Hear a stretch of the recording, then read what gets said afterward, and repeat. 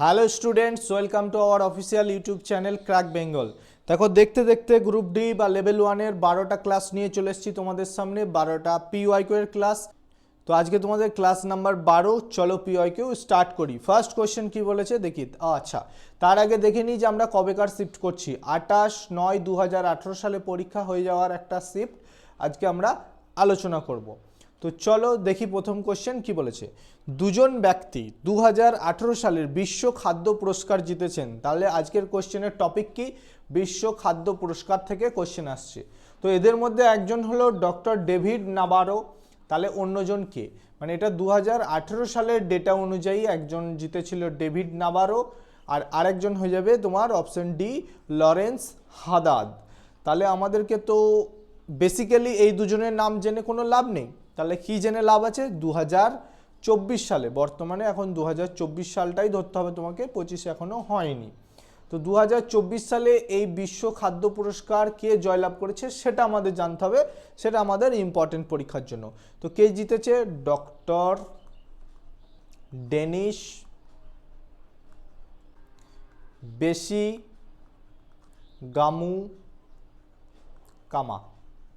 নামটাও একটু অন্যরকম, মনে রাখার চেষ্টা করবে। তাহলে 2024 সালে এই পুরস্কার কে জয়লাভ করেছে? ডক্টর ডেনিস বেশি গামু কামা। আর এই পুরস্কার প্রথম কে জয়লাভ করে? বিশ্ব খাদ্য পুরস্কার প্রথম জয়লাভ করে অধ্যাপক স্বামীনাথন। এই দুটো মনে রাখবে, ব্যাস এনাফ এই কোশ্চেনের জন্য। তার টপিক বুঝে গেলে বিশ্ব খাদ্য পুরস্কার খাতায় একদিকে লিস্ট করে নাও যে আজকে স্যার এটা পড়ালো, তার মানে এই টপিকটা আছে, বিশ্ব খাদ্য পুরস্কার থেকে কোশ্চেন আসছে, একটু জেনে নেবো গুগল করে, ব্যাস সিম্পল। চলো নেক্সট। 2017 সালের ডিসেম্বর মাসে ভারতের ব্রডকাস্ট অডিয়েন্স রিসার্চ কাউন্সিল মানে BARC এর নতুন চেয়ারম্যান হিসেবে নিয়োগ করা হয়েছে কাকে? তো সেটা দেখো 2017 সাল অনুযায়ী এই বোর্ডের মানে ভারতীয় ব্রডকাস্ট অডিয়েন্স রিসার্চ কাউন্সিলের নতুন চেয়ারম্যান কাকে করা হয়েছিল? তখনকার উত্তর অনুযায়ী অপশন বি নকুল চোপড়াকে করা হয়েছিল। তো এখন 2017 পেরিয়ে 2025-এ আমরা চলে এসেছি। তো বর্তমানে প্রেজেন্টস কে আছে? প্রেজেন্টস বর্তমানে এই ভারতীয় ব্রডকাস্ট অডিয়েন্স রিসার্চ কাউন্সিলের চেয়ারম্যান কে আছে সেটা আমাদেরকে জানতে হবে। তো সেটা কে আছে? শশী সিনহা,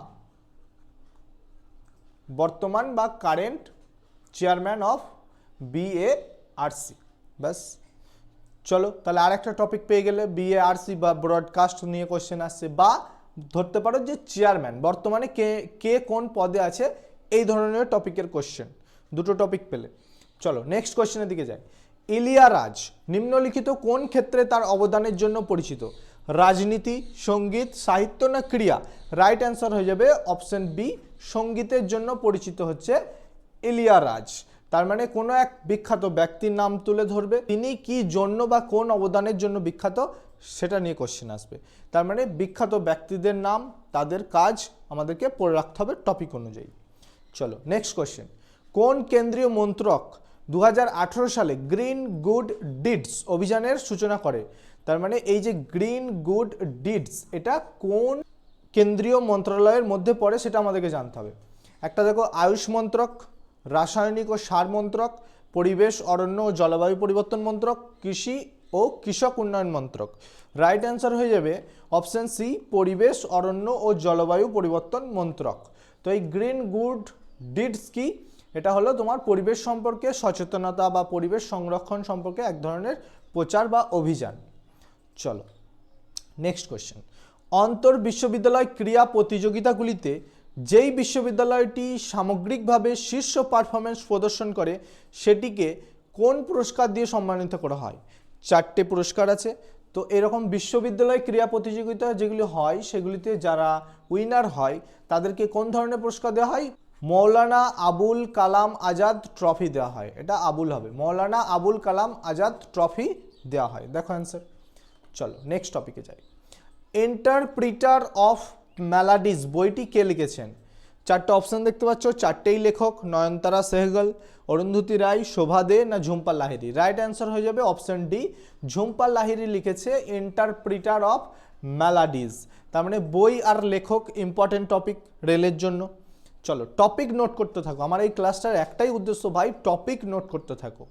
পিওয়াইকিউ তো দেখবে 10 সেকেন্ড কোয়েশ্চেন দেখে নেবে, অ্যান্সার দেখে নেবে, পড়ে বেরিয়ে চলে যাবে, বাট টপিকটা কোথায় পাবে? টপিকগুলো নোট করতে থাকো ক্লাসের সাথে সাথে। চলো নেক্সট, ভারত সরকারের নিম্নলিখিত কোন মন্ত্রক আর্থিক নীতি প্রণয়ন করে? তো আর্থিক অর্থ সঙ্গে কানেক্টেড বুঝেই গেছো, তো অ্যান্সার দেখেও মানে অপশন দেখেও বুঝে গেছো যে কোনটা রাইট অ্যান্সার হবে। রাইট অ্যান্সার অপশন সি, অর্থমন্ত্রক। তো চলো আমাদেরকে জানতে হবে যে বর্তমান বা কারেন্ট বা প্রেজেন্ট ফাইন্যান্স মিনিস্টার কে? বর্তমান ফাইন্যান্স মিনিস্টার হলো নির্মলা সীতারামন। চলো তিনি হচ্ছেন বর্তমান ফাইন্যান্স মিনিস্টার। চলো নেক্সট, কোন ব্যক্তি 2016 সালের চেস চ্যাম্পিয়নশিপ খেতাবটি জিতেছেন?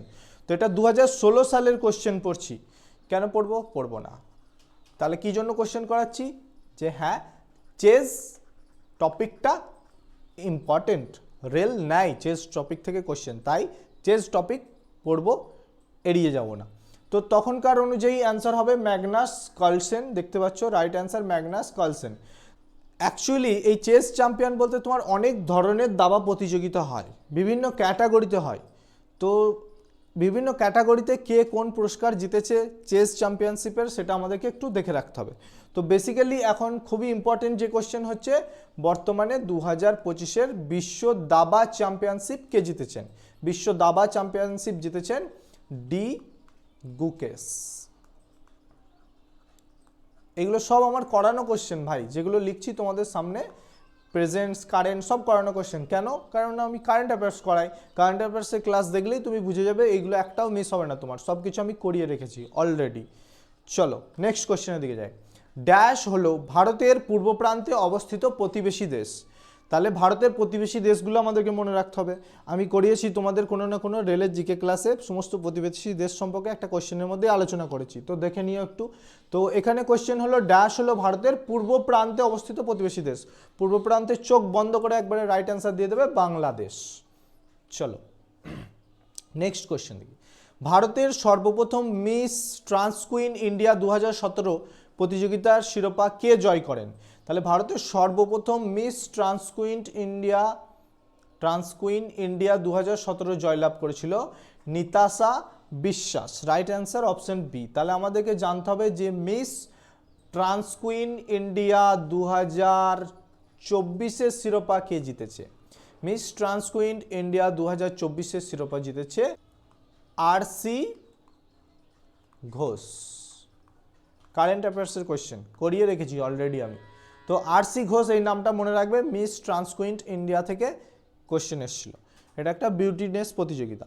তো এইখানে তুমি বুঝতে পারলে তাহলে কোন টপিক থেকে আসছে, কে কোন পুরস্কার বর্তমানে জয়লাভ করেছে, এটাও খুব ইম্পর্টেন্ট টপিক। চলো, নিম্নলিখিত ব্যক্তিদের মধ্যে কে 2018 সালের জানুয়ারিতে ডাভোসে অনুষ্ঠিত world economic forum crystal award, এই টপিকটা মনে রাখো তাহলেই সলভ। কে জয়লাভ করেছিল 2018 সালে? রাইট অ্যান্সার অপশন ডি, কিরণ রাও। চলো নেক্সট, ড্যাশ সালে sir William Jones Asiatic society of Bengal প্রতিষ্ঠা করেন? তো 1784 হয়ে যাবে, রাইট অ্যান্সার অপশন বি। তাহলে এখানে থেকে কি জানতে পারলে? 1784 সালে এশিয়াটিক সোসাইটি অফ বেঙ্গল প্রতিষ্ঠিত হয়। কে প্রতিষ্ঠা করেন? Sir William Jones. 3টে কোয়েশ্চেন অ্যাচিভ করতে পারলে একটা টপিক থেকে। চলো নেক্সট কোয়েশ্চেন। ভারতীয় সংবিধানে প্রথম সংশোধনটি করা হয় কত সালে? 1951, 1950, 1947 না 1960? রাইট অ্যান্সার হয়ে যাবে অপশন এ, 1951 সালে ভারতের প্রথম সংবিধান সংশোধন করা হয়। তো কেন করা হয়? কারণ ওই মৌলিক অধিকার বলে যেগুলি ছিল, তো মৌলিক অধিকারের যে বিধানগুলি ছিল সেই বিধানের কিছু চেঞ্জেস বা পরিবর্তনের জন্য প্রথম সংবিধান সংশোধনী করা হয় 1951 সালে। চলো নেক্সট কোশ্চেনের দিকে যাই। কুর্দি জনগোষ্ঠী নিম্নলিখিত কোন দেশের জাতিগত সম্প্রদায়? বাংলাদেশ, ইয়েমেন, ইরাক না পাকিস্তান? রাইট অ্যান্সার হয়ে যাবে অপশন সি, ইরাক। চলো নেক্সট, নিম্নে বর্ণিত কোন চিহ্নের দ্বারা ভারতের কমিউনিস্ট পার্টিকে চিহ্নিত করা হয়? হাতি, হাত, ভুট্টার কাস্তে, হাতুড়ি, কাস্তে আর তারা। দেখো নিচেই ছবি দিয়ে রেখেছি, তোমাদের কনফিউশন হয়ে যাবে বলে ছবিটা দিয়ে রেখেছি। তো এখানে ভারতের কমিউনিস্ট পার্টিকে চিহ্নিত করা হয়, রাইট অ্যান্সার হয়ে যাবে ভুট্টা আর কাস্তে দ্বারা। দেখে নাও রাইট অ্যান্সার ভুট্টা আর কাস্তে দ্বারা। আর যদি বলে ইন্ডিয়ান কমিউনিস্ট পার্টি মার্কসিস্ট, তাহলে তোমার তখন কাস্তে, হাতুড়ি, তারা ইউজ করতে পারবে। বাট যদি বলে শুধু ভারতের কমিউনিস্ট পার্টি, তাহলে তোমাকে ভুট্টা আর কাস্তে রাইট অ্যান্সার করতে হবে। চলো, বিভিন্ন পার্টির লোগোও তোমাকে মনে রাখতে হবে। চলো, 1781 সালে ভারতের প্রথম গভর্নর জেনারেল ওয়ারেন হেস্টিংস মুসলিম আইনের অধ্যয়ন এবং শিক্ষণের জন্য ড্যাশ মাদ্রাসা প্রতিষ্ঠা করেন। তো কি, কোথায় আর কি? বোম্বেতে, দিল্লিতে, বিহারে না কলকাতায়? রাইট অ্যান্সার হয়ে যাবে অপশন ডি, কলকাতায় প্রতিষ্ঠা করেন এই ধরনের মুসলিমদের মাদ্রাসা। যার নাম কি ছিল? যার নাম ছিল মাদ্রাসা ই আলিয়া, বা এটাকে কলকাতা আলিয়া মাদ্রাসাও বলা হয়ে থাকে। তো কত সালে করে? 1781 সালে করে। কে করে? প্রথম গভর্নর জেনারেল ভারতের ওয়ারেন হেস্টিংস। কতগুলো পাচ্ছ? হিস্ট্রি এমন একটা জিনিস, একটা কোয়েশ্চেনের মধ্যেই তুমি 2-3টে অ্যান্সার পেয়ে যাবে, বা সেখান থেকে ঘুরিয়ে কোয়েশ্চেন করলেও অ্যান্সার দিতে পারবে। তো চলো নেক্সট কোয়েশ্চেন, আজকের সেশনের শেষ কোয়েশ্চেন। বিসিসিআই এর পূর্ণরূপ কি? আমরা সবাই শুনেছি বিসিসিআই কথাটা। তো বিসিসিআই এর পূর্ণরূপ হচ্ছে, ডাইরেক্ট অ্যান্সারে চলে যাব, option C, board of control for cricket in India. B for board, of, C for control, for, C for cricket, I for India. তাহলে board of control for cricket in India. তো চলো আজকের ক্লাসটা এখানেই শেষ করলাম। তোমাদের জন্য আছে রেলওয়ে রুটিন। যারা আমাদের সঙ্গে ক্লাস করছো, নিজের প্রিপারেশনকে এগিয়ে নিয়ে যাচ্ছ 100% শিওর। আর যারা আমাদের সঙ্গে জুড়তে পারোনি এখনও, নিচে স্ক্রিনে দেওয়া নাম্বারে জুড়ে যাও এবং আমাদের চ্যানেলকে সাবস্ক্রাইব করে বেল আইকনটা ক্লিক করে দাও।